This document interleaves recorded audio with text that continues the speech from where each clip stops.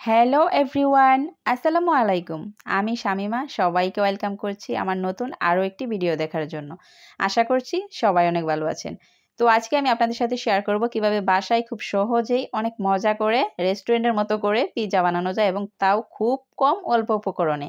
তো ভিডিওটি প্রথম থেকে শেষ পর্যন্ত দেখার অনুরোধ রইল। তো এদিকে প্রথমে আমি একটি বাটিতে নিয়ে নিব হাফ কাপ পরিমাণ একদম লিকুইড গরম দুধটা নিয়ে নিব। আর সেখানে গরম দুধের মধ্যে দিয়ে দিব হাফ টেবিল চামচ পরিমাণ ইস্ট।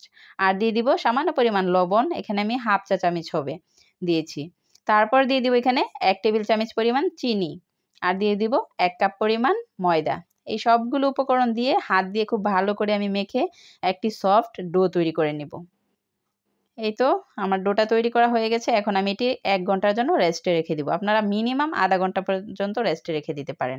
তো এদিকে আমি চুলায় একটি প্যানের মধ্যে সামান্য পরিমাণ তেল দিয়ে দিয়েছি পরিমাণ মতো। আপনারা চাইলে ঘি বা বাটার দিতে পারেন। আর এখানে আমি 1 টেবিল চামচ পরিমাণ আদা আর রসুন কুচি দিয়ে দিব। এটি একটু আমি তেলের মধ্যে ভেজে নিব, তাহলে এর কাঁচা গন্ধটা চলে যাবে। এই তো যখন এটি একটু কালার চেঞ্জ হয়ে আসবে তখন আমি এখানে 1 কাপের থেকে কিছু কম, পৌনে 1 কাপ পরিমাণ এখানে মুরগির মাংস, বুকের মাংসটা আমি হাড় ছাড়া মাংসটা নিয়ে নিয়েছি, সেটি দিয়ে দিব। সেটি একটু ভালো করে আমি ভেজে নিব। এই তো এখন এ পর্যায়ে আমি দিয়ে দিব 1 চা চামচ পরিমাণ চিলি ফ্লেক্স। আর দিয়ে দিব 1 চা চামচ পরিমাণ গোলমরিচের গুঁড়া। আমি এখানে সাদা গোলমরিচের গুঁড়াটা অ্যাড করেছি। আপনারা চাইলে কালো গোলমরিচের গুঁড়া দিতে পারেন। এগুলো খুব ভালো করে মিশিয়ে নিব। আর এ পর্যায়ে আমি দিয়ে দিব এখানে 1 টেবিল চামচ পরিমাণ সয়া সস। এই সয়া সসটা দেওয়ার কারণে আমার কিন্তু এখানে কোনো লবণ অ্যাড করতে হবে না। আপনারা কিন্তু লবণ দিবেন না সয়া সসটা দেওয়াতে, আর লবণের প্রয়োজন হবে না। এই তো এটি একটু খুব ভালো করে আমি একটু ভেজে নিব। এখন এ পর্যায়ে আমি ঢাকনা দিয়ে ঢেকে এটি 10 মিনিটের জন্য একদম লো আঁচে রান্না করে নেব। এই তো ঢাকনাটা খুলে দেখতেই পাচ্ছি যে এটি আমার হয়ে গেছে। এটি কিন্তু পুরোপুরিভাবে সিদ্ধ হয়ে গেছে। মাঝখানে আমি একটু নেড়েচেড়ে দিয়েছিলাম অফ ক্যামেরায়। তো এখন আমার এটি হয়ে গেছে। এ পর্যায়ে আমি দিয়ে দিব এখানে 3টা পেঁয়াজ আমি পাপড়ি বের করে নিয়েছি কুচি কুচি করে কেটে, সেগুলো একটু নেড়েচেড়ে মিশিয়ে নিব। এই তো এটি যখন একটু মেশানো হয়ে যাবে, এদিকে এই পর্যায়ে আমি দিয়ে দিব আর হাফ চা চামচ পরিমাণ চিলি ফ্লেক্স আর হাফ চা চামচ পরিমাণ গোলমরিচের গুঁড়া আমি দিয়ে দিব এখানে। সেটি একটু নেড়েচেড়ে আবার মিশিয়ে নেব। পেঁয়াজটা যখন নরম হয়ে আসবে এরকমভাবে, ঠিক তখনই কিন্তু আমি এটি নামিয়ে নিব। নামিয়ে এক সাইডে রেখে দিব।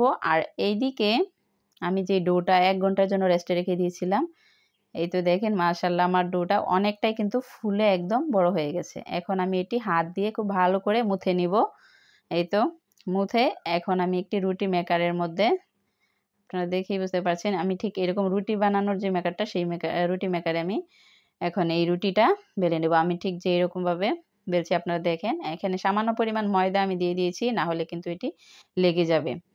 এই তো ময়দা দিয়ে খুব ভালো করে হাত দিয়ে কিন্তু এটি মুথে নিতে হবে। এটি কিন্তু খুব সুন্দরভাবে মুথে নিতে হবে আপনাদের, তাহলে কিন্তু পিজ্জাটা আপনাদের পারফেক্ট হবে।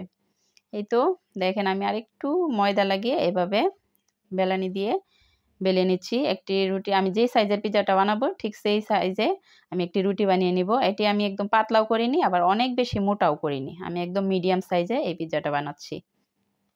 এই তো এখন আমি যেই প্যানের মধ্যে আমি এই পিজ্জাটা সেট করব, ঠিক সেই প্যানে দিয়ে দিয়েছি। দেখেন আমি হাত দিয়ে ঠিক এভাবে গোল গোল করে নিচ্ছি। এই তো আমি কর্নার দিয়ে একটু মোটা করে রাখছি আর মাঝখানে একটু পাতলা করে দিচ্ছি। আপনারা দেখেই নিশ্চয়ই বুঝতে পারছেন যে আমি কিভাবে করছি কাজটা। আপনারা ঠিক এভাবেই করে নেবেন। এখন একটি কাঁটা চামচের সাহায্যে আমি একটু কেটে নেব এভাবে। এটি কাটলে হবে কি, এই রুটিটা যখন আমি ভাপে দিব তখন কিন্তু এটি ফুলবে না, না হলে কিন্তু ফুলার সম্ভাবনা আছে। এই তো এভাবে কেটে দিলে আর রুটিটা ফুলবে না পিজ্জা বানানোর সময়। এখন এরকম একটি তাওয়া গরম করে নিয়েছি, সেই তাওয়ার উপরে আমি এই প্যানটা বসিয়ে দিয়েছি। যেই প্যানে আমি পিজ্জাটা বানাবো সেই প্যানটা বসিয়ে দিয়েছি। এখন ঢাকনা দিয়ে ডেকে আমি এটি মিডিয়াম লো আছে 10 মিনিট ভাপ দিয়ে নিব, যাতে এটি খুব ভালো করে নিচ দিয়ে এবং উপর দিয়ে সুন্দরভাবে হয়।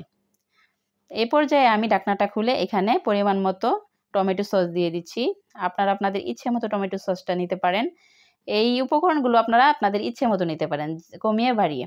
এখন আমি দিয়ে দিব উপরে সেই যে চিকেনটা আমি ভেজে রেখেছিলাম।